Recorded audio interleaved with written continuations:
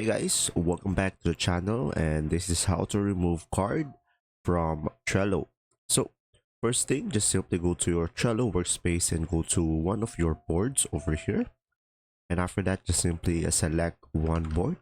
And after that, in order for you to remove a card, this will be the card over here. Just simply right click on it and you should be able to have here archive button.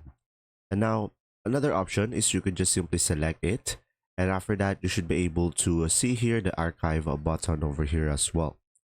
And now as you can see, you will have an option here to delete it. And now from here, once you delete it, as you can see, it will now be removed and it cannot be undo. So if you want to see all of the archive that you did over here, as you can see, it is removed.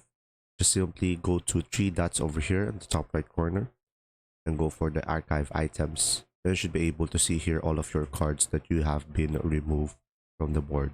There you go. See ya.